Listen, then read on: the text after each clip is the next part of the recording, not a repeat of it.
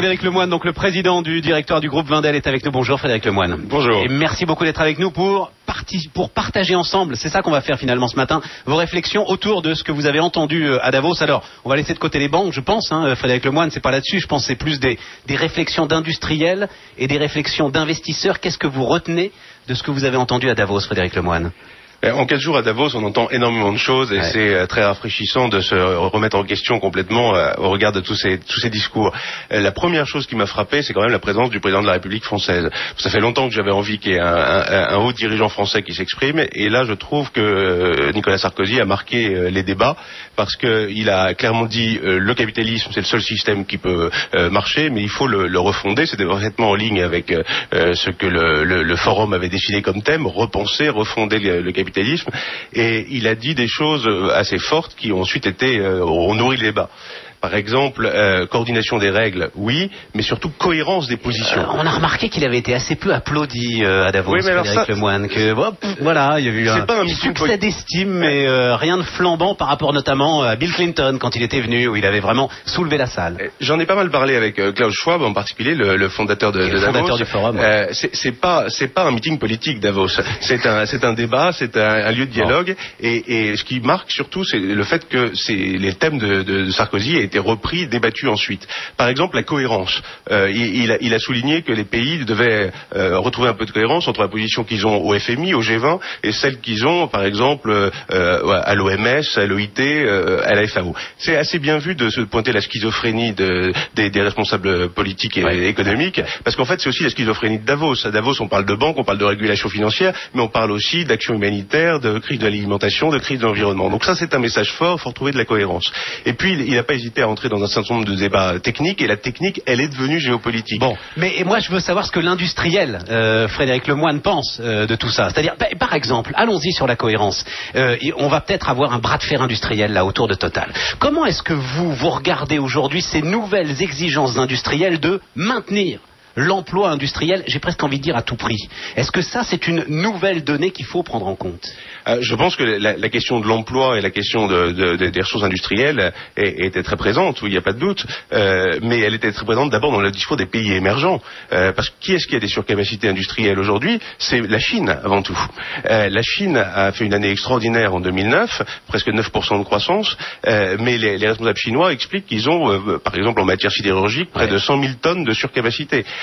Donc la surcapacité, c'est pas une question simplement des pays développés, c'est une question globale, et je pense que le principal biais qu'on peut avoir à Davos, c'est de se dire il y a un problème de pays développés, c'est ça le centre du monde, et les pays émergents viennent compliquer ce problème. En fait, on s'aperçoit à Davos... Nous sommes encore le centre du monde aujourd'hui, Frédéric Lemoine? Non, le basculement était évident. Quand on voit les Indiens, les Chinois, les Sud-Africains qui étaient très dynamiques à Davos, les Brésiliens, ils ont un discours qui ne se situe pas seulement par rapport aux pays développés. Ils ont un discours même entre eux. Ils dialoguent entre eux. J'étais très frappé d'entendre le président coréen ou Lula, qui a fait lire un discours par son ministre des Affaires étrangères, se poser en exemple de développement pour des pays qui sont à un stade moins avancé. Et donc il y a un dialogue sud-sud qui s'organise, et les pays développés paraissent un peu marginalisés. Comment est-ce qu'on résiste à ça? Je pense à cette phrase, vous savez, qui a fait tant de bruit, là, l'homme africain qui n'est pas entré dans l'histoire. Je me demande si nous, on n'est pas en train d'en sortir de l'histoire, ou en tout cas de l'histoire économique ou de l'histoire industrielle. Comment est-ce qu'on résiste à ça, Frédéric Lemoine?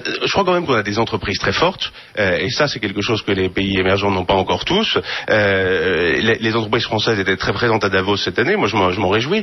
On oublie par exemple qu'il y a 40 entreprises françaises dans le Fortune 500, dans les 500 plus grandes entreprises françaises.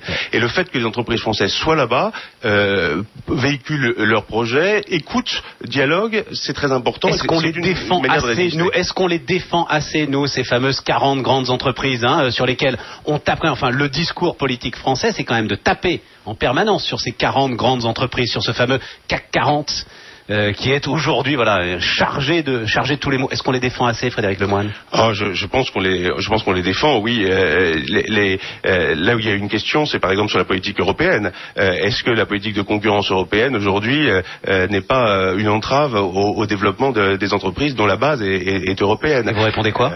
Je pense que la politique, absolument. Je pense qu'il y a certainement à faire davantage pour défendre non pas seulement des champions nationaux, mais des champions européens dans cette compétition. Mais ça veut dire quand on est investisseur, vous êtes investisseur, hein, même si aujourd'hui on a l'impression que votre lien avec Saint-Gobain et la façon dont vous êtes aujourd'hui présent au cœur de l'entreprise Saint-Gobain vous donne une stratégie qui doit être très liée quand même à celle de Saint-Gobain, oui ou non? Oui, avec Saint-Gobain, avec Bureau Veritas, avec Legrand, avec les grandes entreprises dans lesquelles nous sommes présents, oui. Quand on investit, quand on entend ça, quand on entend ce triomphe aujourd'hui des pays émergents, ce que vous dites, l'émergence d'un dialogue sud-sud qui doit être préoccupant, ça donne quelle piste d'investissement pour le président du directoire de Wendel? Eh bien, clairement, ça nous renforce dans l'idée de soutenir des entreprises qui sont présentes dans les pays émergents et qui s'y développent. Ouais. C'est le cas des 3 entreprises que j'ai citées, mais les pays émergents, c'est pas seulement l'Inde et la Chine. L'Afrique a fait un retour incroyable à Davos. Sérieusement, je crois qu'il y a 5% de croissance en 2009 sur le continent africain. Il y a des potentiels tout à fait réels. Le Brésil, c'est une évidence, a passé cette crise. Le président Lula avait parlé de vaguelettes, c'est peut-être un peu excessif, mais de fait, il y a quand même eu un rebond très fort du Brésil, et pas seulement à cause des matières premières. Donc moi, ce que ça me donne comme sentiment, c'est qu'il faut prendre des parts de marché sur ces marchés-là. Il faut s'y développer, avoir les produits et les offres qui correspondent. Et vous avez dit l'Afrique, Frédéric Lemoine, mais ça veut dire que Wendel va regarder de très près le continent africain, là? Wendel a investi principalement dans les sociétés françaises et européennes, mais c'est ces sociétés-là qui doivent aller regarder du côté de l'Afrique. L'heure est venue, là. L'Asie d'abord, le Brésil, mais l'Afrique du Sud, oui, très évidemment. D'autres pays d'Afrique comme l'Afrique du Nord ou le Nigeria sont évidemment des zones qui se développent bien. Mais ce qui me paraît vraiment important, c'est de prendre conscience que il faut se tourner vers ces cultures-là et pas avec des gens locaux, avec des développements.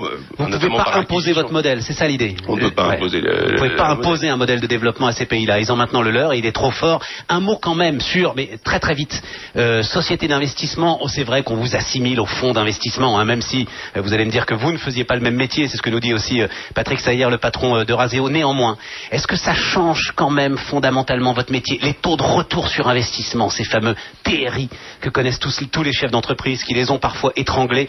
Est-ce que ça, c'est quelque chose sur lequel on doit revenir aujourd'hui, Frédéric Lemoine? Sans doute, les sociétés d'investissement, c'est différent des fonds pour une raison, c'est que nous sommes capitalisés, nous sommes cotés, et donc nous avons le temps pour nous. Nous sommes des investisseurs de long terme, et ça ne nous gêne pas d'investir pour 10 ans, pour 15 ans. Ça fait 15 ans qu'on est dans Bureau Veritas ou dans Stalergen, par exemple, chez Wendel. Et ça nous exonère de miser simplement sur 3-4 ans, miser sur le cycle économique et viser des taux de rentabilité qu'on devrait à des investisseurs. Bien sûr qu'on cherche à avoir des investissements rentables, mais on cherche à épouser des tendances de long terme. Et c'est pour ça que c'est intéressant d'aller à Davos, c'est que pour les pays émergents, pour l'économie verte, pour les tendances énergétiques du moment, eh bien c'est des tendances de long terme qu'on doit épouser et essayer de pousser nos entreprises à s'y adapter le mieux possible. Merci d'être venu nous voir ce matin. Frédéric Lemoine, donc le président du directoire du groupe Wendel sur BFM Radio ce matin.